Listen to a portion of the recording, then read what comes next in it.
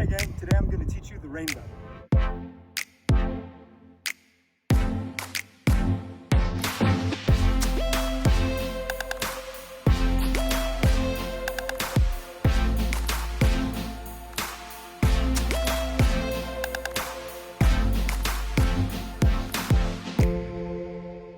To perform the rainbow, you want to lock the ball in between your ankles with one foot slightly forward. I use my weaker foot slightly forward and my stronger foot back. You'll then roll the ball up your leg.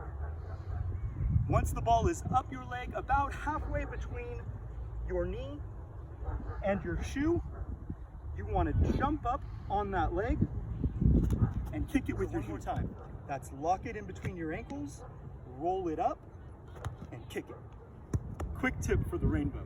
In order to get that ball to flick forward over your head, as you're rolling that ball up and getting ready to jump and kick it with the back heel, you want to lean forward. That will get that ball going over your head.